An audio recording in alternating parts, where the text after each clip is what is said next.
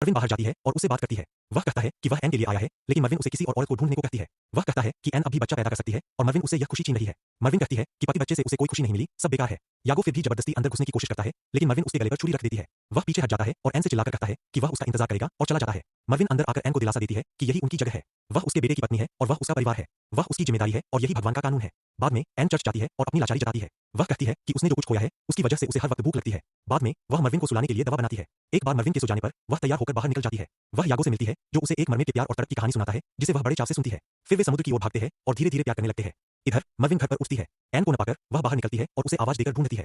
फिर उसे घोड़े की हिनहिनाहट सुनाई देती है। वह पीछे मुड़कर देखती है तो वह सिपाही वहां खड़ा है। वह जल्दी से छिप जाती है क्योंकि सिपाही धीरे धीरे आगे बढ़ता है। वह अपना चाकू तैयार रखती है जब सिपाही उसके दरवाजे की ओर बढ़ता है। वह पूरी तरह कवच में है। मर्विन को उसके पास सिक्कों से भरी एक थैली दिखती है। वह आदमी दरवाजे से पीछे हटता है और वह उसका पीछा करती है। वह घोड़े पर सवार होकर जंगल से गुजरता है और मर्विन उसका पीछा करते हुए यागो के घर के पास पहुंच जाती है। वह एन को यागो के साथ सेक्स करते हुए देखती है। सिपाही कुछ दूर रुक जाता है। मर्विन उसके पीछे जाती है और उसकी गर्दन पर वार कर देती है। वह उसे खत्म कर देती है और उसका सामान ले लेती है और उसका हेलमेट भी उतारना चाहती है। हेलमेट इतना अटका हुआ है कि निकलता ही नहीं, लेकिन वह पूरी ताकत लगाकर आखिरकार उसे उतार ही लेती है। हेलमेट के अंदर कौन है यह हमें बाद में पता लगेगा। इधर एन समुद्र के किनारे यागो के साथ लेटी है। यागो चुप है और पूछता है कि एन क्या सोच रही है। वह अपने मन की बात कहती है। वह शैतानों के बारे में सोच रही है। पिछले रविवार फादर ने उस शैतान के बारे में बताया था जो मोहमाया चाहता है। उसने उस नई बनी हुई मां को देखा जिसके गले में चांदी का क्रॉस था। उसे बहुत जलन हुई। वह वही चाहती है जो उसके पास है। वह उसकी दौलत, आराम, सुंदरता और उसकी तरह एक बच्चा चाहती है। यागो कहता है कि वह उसे यह सब दे सकता है। इससे उसे थोड़ी राहत मिलती है और वह आखिरकार थोड़ी मुस्कुराती है। यागो पूछता है कि क्या वह अब अपने पति के बारे में सोचती है। एन कहती है कि वह सोचती है उसके जाने के बाद सब कुछ बदल गया है। उसे मर्विन की देखभाल करनी है। यागो कहता है कि वह मर्विन को छोड़कर उसके साथ रहे। उसे पत्नी चाहिए और उसे पति की जरूरत है और कहता है कि वह अब उसे चाहता है। फिर वे चूमते हैं और एन घर लौटती है।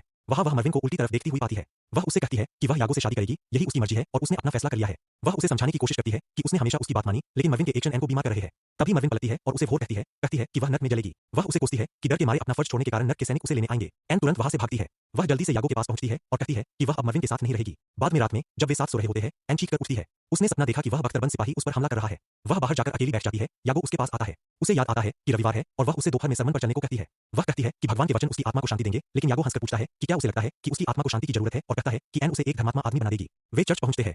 यागो जम्हाई लेता रहता है। वो ये सब में इतना इंटरेस्टेड नहीं है। एन उसकी बेरुखी साफ देख सकती है। सरमन खत्म होता है और सब खड़े हो जाते हैं। एक फ्लैशबैक दिखता है जहां वे तीनों बचपन में साथ खेल रहे होते हैं। अचानक शेमस यागो पर हमला कर देता है और उसे जमीन पर गिरा देता है और यागो कुछ नहीं कर पाता जब शेमस एन को लेकर चला जाता है। यागो खून से लथपथ पड़ा उन्हें जाते हुए देखता है। सबके जाने के बाद एन अभी भी प्रार्थना कर रही होती है। यागो उसे जाने को कहता है। वह कहती है कि वह मर्विन और शेमस के लिए एक छोटी सी दुआ और कर रही है। यागो फिर याद दिलाता है कि शेमस मर चुका है, मिट्टी में दफन है। लुटेरों ने उसका सिर कुचल दिया और उसे मरने के लिए छोड़ दिया। एन रुक जाती है और कहती है कि पहले तो तुमने कहा था कि उन्होंने उसका पेट चीरा था, सिर नहीं कुचला था। यागो लड़खड़ाते हुए कहता है कि इससे कोई फर्क नहीं पड़ता, आदमी तो मर ही गया। लुटेरे आए और उसका सिर पत्थर से कुचल दिया। वह बेवकूफ था। एन उसे सख्ती से सच बोलने को कहती है, वरना वह उसे कभी बात नहीं करेगी। यागो बताता है। वह कहता है कि जंग में शेमस बहुत बदल गया था। वह धीरे धीरे पागल हो गया था, बेरहमी से अपने ही साथियों को मार डाला और घर लौटने के लिए पैसे चुरा लिए। उसने वह घोड़े पर सवार सिपाही देखा था। रास्ते में जब वे सो रहे थे, वह सिपाही वहां आ गया। यागो ने उसे देखा, लेकिन शेमस ने पीछे से उस पर हमला कर दिया। भीषण लड़ाई हुई और शेमस ने उसे चाकू घोंप कर मार डाला। फिर उसने वह हेलमेट उतार दिया, वही हेलमेट जिसे मर्विन ने बाद में उतारा था, और उसके अंदर अपने बेटे का चेहरा देखा। शेमस ने यागो की बात न मानते हुए उसे चिढ़ाने के लिए वह हेलमेट अपने सिर पर पहन लिया। जैसे ही शेमस ने वह हेलमेट पहना, वह दर्द से चीखने लगा और उसे उतार नहीं पा रहा था। स्थिति की गंभीरता को समझते हुए यागो वहां से भाग गया। वह कहता है कि उसके पास कोई चारा नहीं था। एन गुस्से से भर जाती है कि उसने उसे मरने के लिए छोड़ दिया।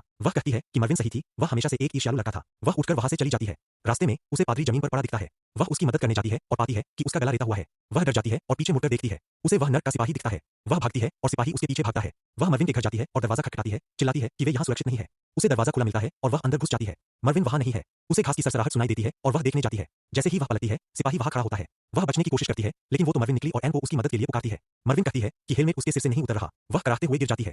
एन पूछती है कि क्या वह उसे वापस अपने साथ रखने के लिए बस डरा रही है, लेकिन मर्विन मदद के लिए गिड़गिड़ाती है। एन उसे उतारने की कोशिश करती है, लेकिन उसे हेलमेट से नर्क की झलकियां दिखती है।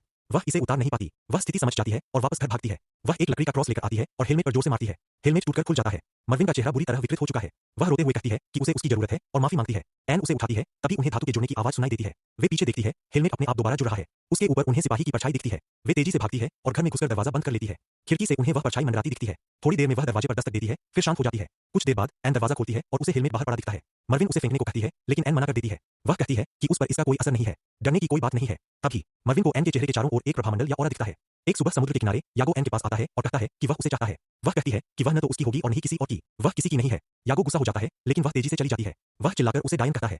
मर्विन धीरे धीरे ठीक हो रही है, अपनी झोपड़ी के पास इंतजार कर रही है। एन लौटती है और उसे अंदर ले जाती है। वह उसके लिए दवा बनाने जाती है, चाय बनाकर देती है ताकि उसे नींद आ जाए। फिर वह बाहर आकर कहती है कि वह शाम तक वापस आएगी। वह मुस्कुराती है। तभी उसे जंगल से कुछ आवाजें सुनाई देती है।